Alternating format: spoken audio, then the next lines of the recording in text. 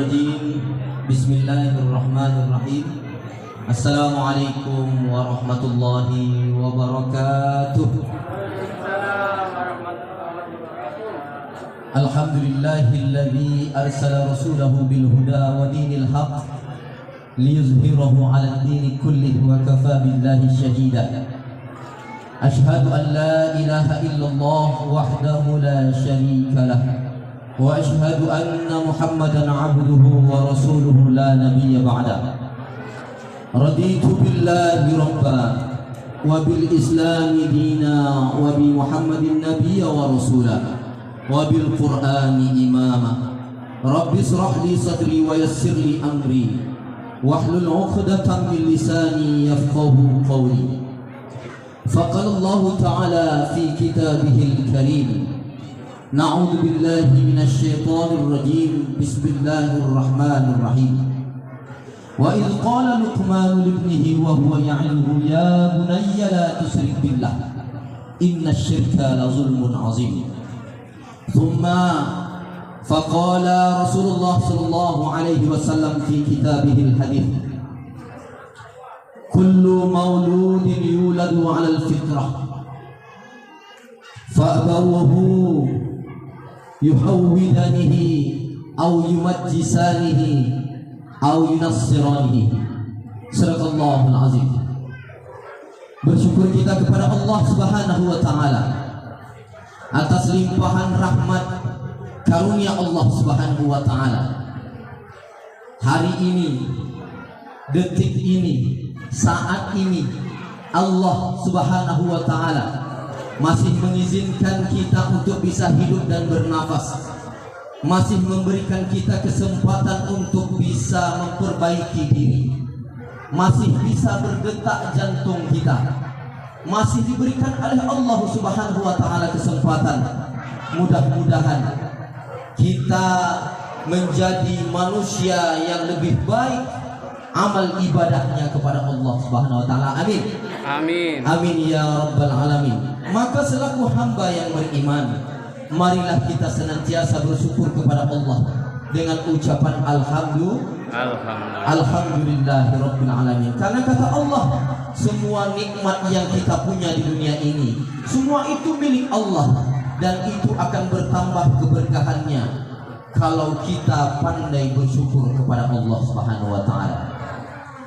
Lalu tidak lupa juga, mari senantiasa bibir kita ini basah mengucapkan kalimatut thayyibah, yaitu bersalawat kepada junjungan Nabi kita, yakni Nabi Muhammad Rasulullah sallallahu alaihi wasallam dengan ucapan Allahumma shalli ala sayyidina Muhammad wa ala ali sayyidina Muhammad. Mudah-mudahan kita yang senantiasa berselawat kepada Rasul adalah orang-orang atau umatnya yang nanti kelak mendapatkan syafaat dari Nabi Muhammad Rasulullah SAW. Amin. Amin ya rabbal alamin. Yang terhormat bapak-bapak, para tamu undangan walimatul aqiqah yang dirahmati oleh Allah Subhanahu wa taala, yang kami hormati ibu-ibu yang juga insya Allah senantiasa dirahmati oleh Allah Subhanahu wa taala, dan yang paling kita muliakan ialah ahli bait, keluarga, orang tua dari ananda kita yang hari ini kita kasih tasmiyah penyebatan namanya.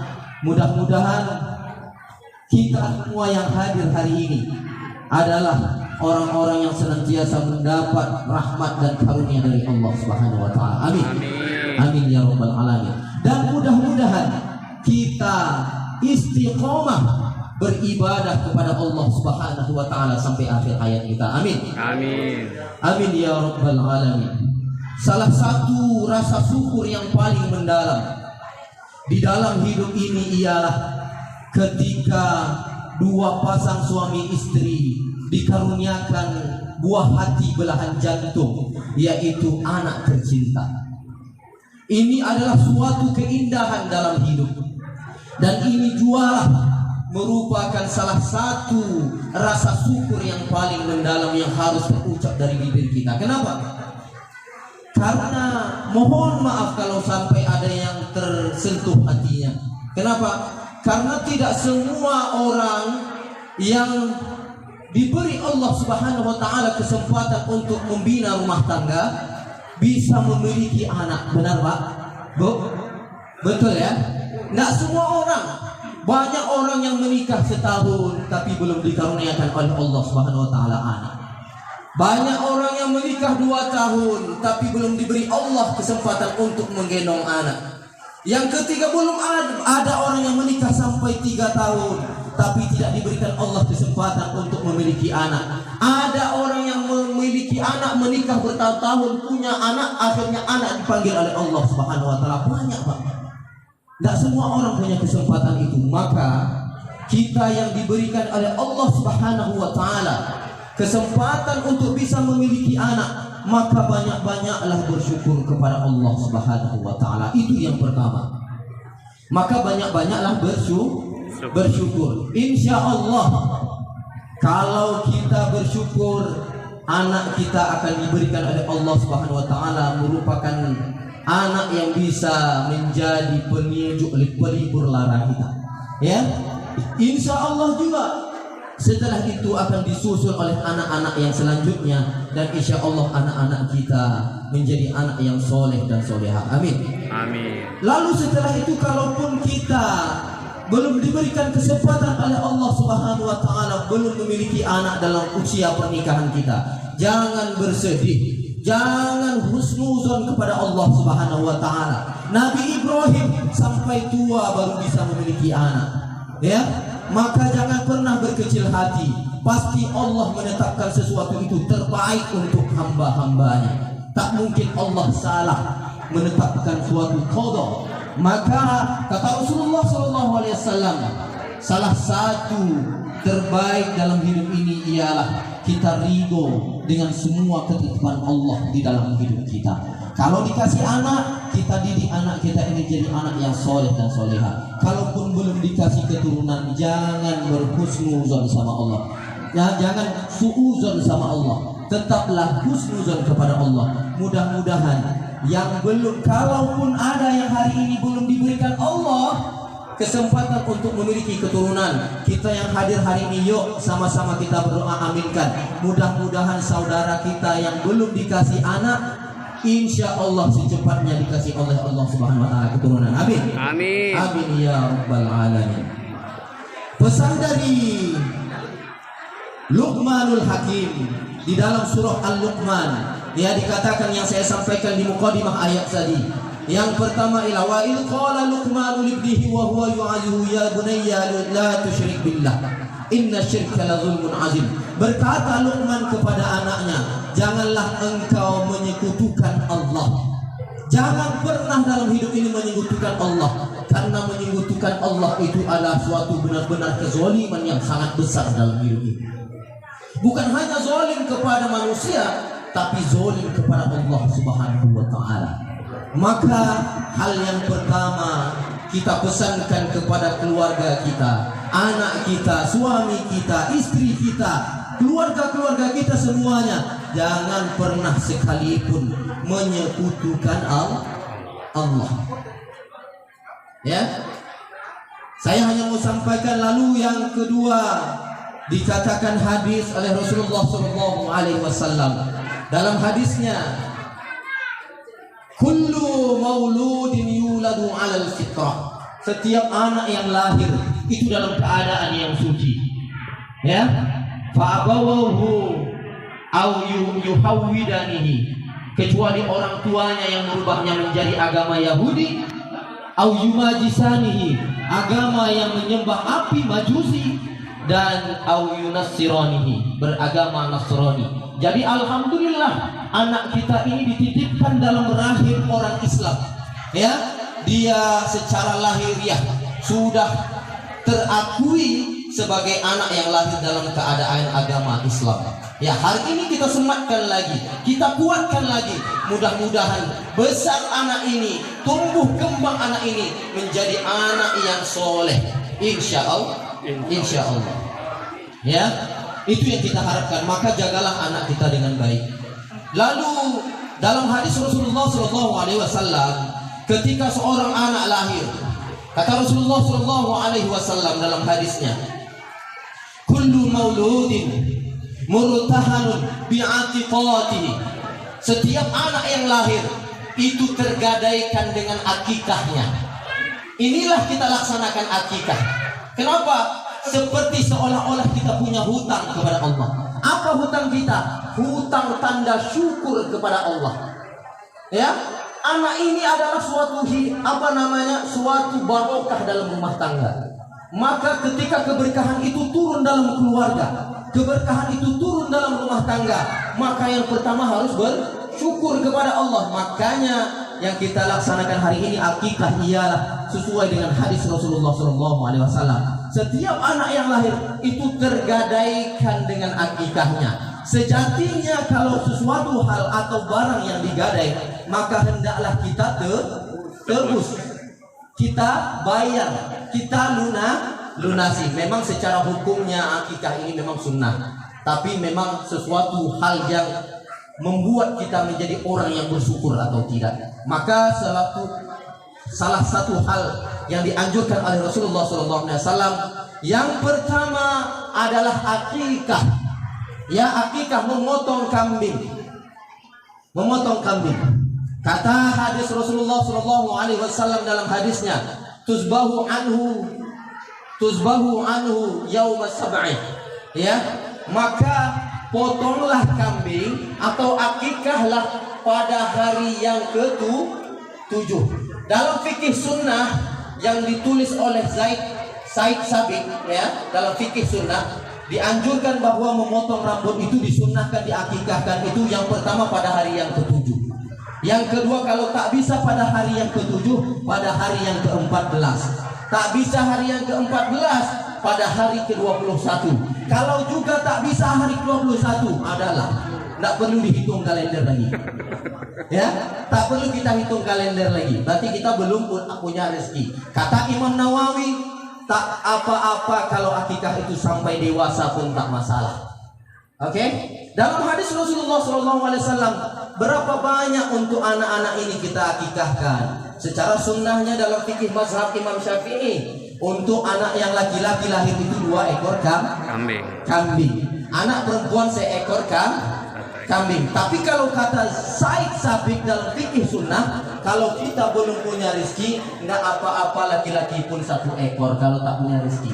Atau kalau nanti sebelum dewasa ada rezeki lagi, boleh dicicil, kata Imam Syafi'i.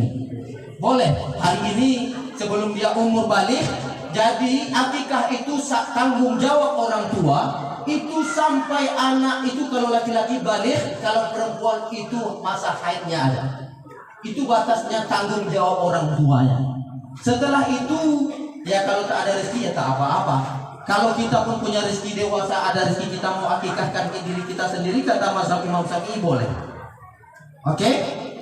Itu tanggung jawab, karena itu tanggung jawabnya orang tua.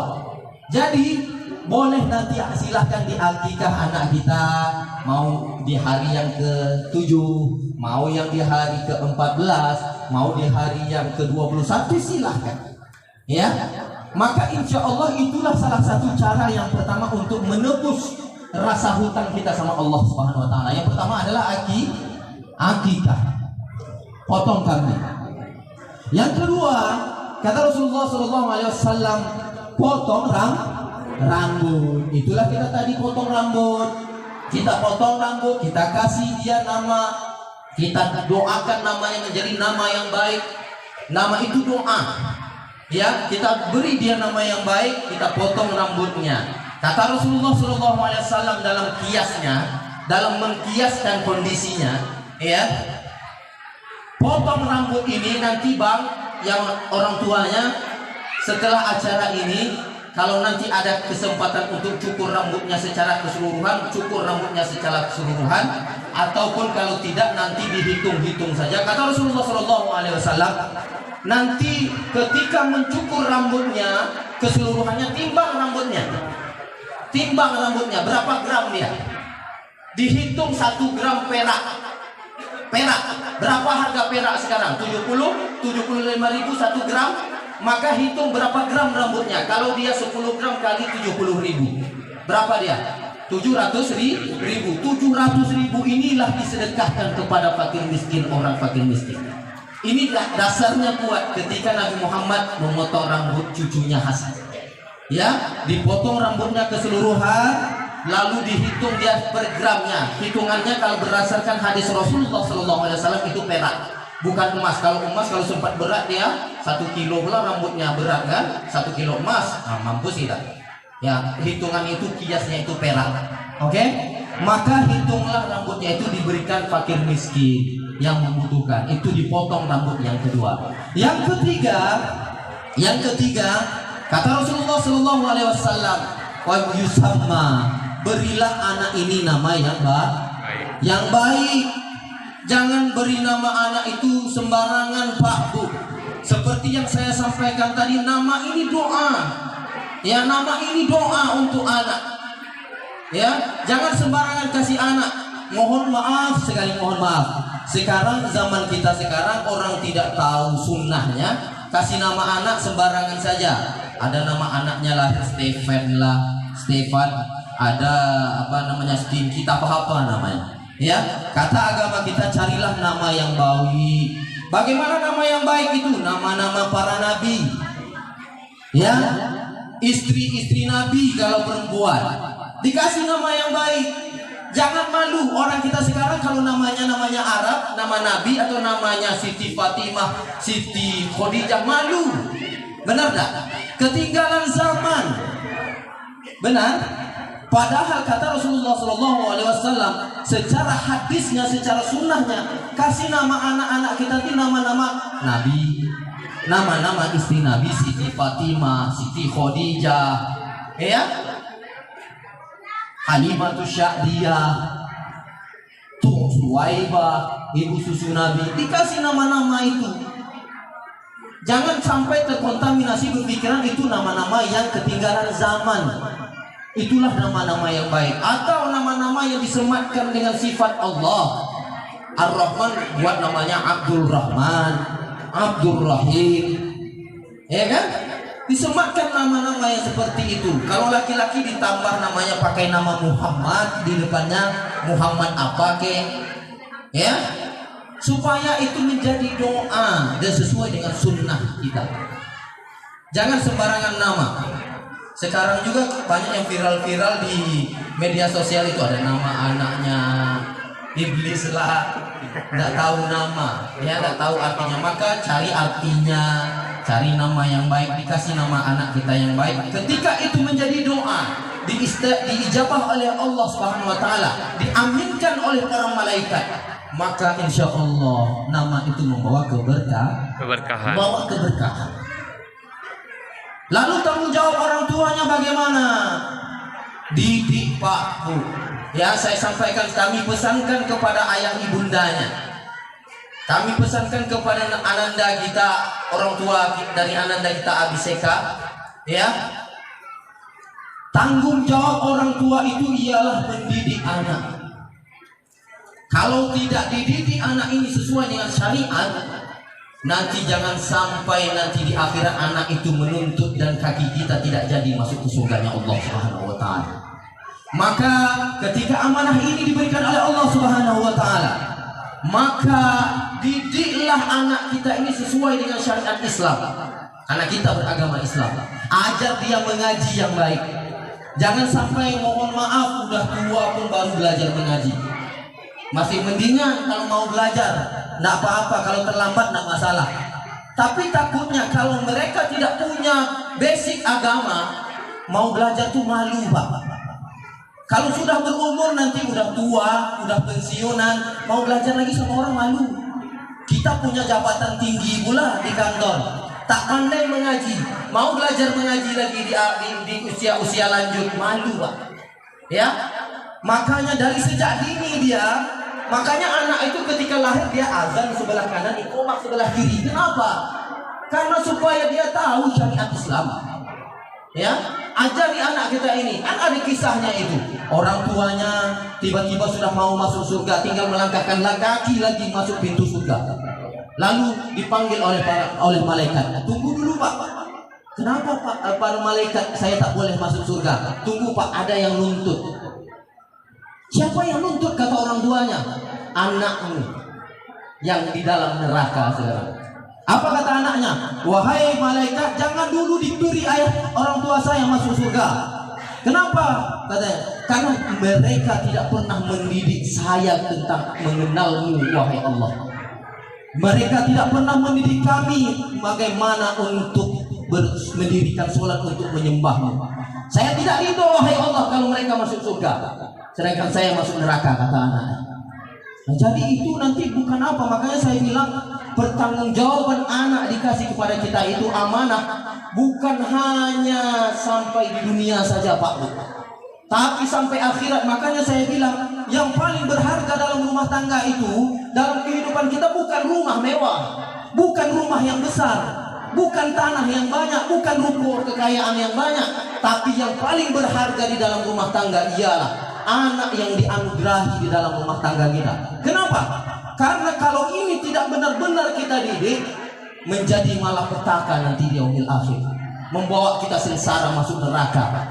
Tapi kalau dia kita benar-benar didik dengan baik, insya Allah anak inilah nanti yang kita meninggal. Ya Allah, anak soleh yang mendoakan, ya Allah, Allahumma ighfirli wa liwalidayya warhamhuma kama rabbayani shaghira. Anak inilah yang nanti mendoakan kita Pak Bu. Maka didik anak kita dengan baik, didik mereka agama. Ya, sedini mungkin ajarkan mereka. Sekarang banyak pesantren tahfiz Quran, banyak tempat-tempat TPA pendidikan baca Al-Quran dan lain sebagainya. Jangan dulu berpikir anak kita ini jadi orang bule Pak, bahasa Inggris internasional aja. Lahir anak ini bercita-cita masuk sekolah internasional dulu. Jangan dulu. Bercita-cita dulu mereka diberi pendidikan agama yang baik. Setelah itu baru kalau punya basic agama yang bagus, baru setelah itu dia mau masuk kedokteran silahkan, mau dia masuk polisi silahkan, mau masuk jadi tentara silahkan. Tapi dia punya basic agama yang bagus dulu. Setidaknya kalaupun setelah dewasa dia tersesat jalannya, dia bisa jalan pulang karena dia sudah punya basic agama. Tapi kalau tak punya basic agama, sekali lagi saya bilang, malu dia bertanya sama orang. Malu dia mau cari ngaji, nanti takut ditertawai orang dan lain sebagainya. Maka pesan kami kepada kita semua, ayo jadikan anak kita ini anak yang soleh, ya, anak yang soleha. Jadikan rumah tangga kita baiti jannati, rumahku adalah surgaku. Mudah-mudahan kita doakan bapak-bapak yang hadir, ibu-ibu yang hadir, kita doakan Ananda Abiseka menjadi anak yang soleh, amin. Dan anak-anak kita yang hadir hari ini, keluarga kita, handai taulan kita juga menjadi anak yang soleh dan soleha. Amin ya rabbal alamin. Hanya ini yang dapat saya sampaikan, lebih kurang mohon maaf. Billahi taufiq wal hidayah. Assalamualaikum warahmatullahi wabarakatuh.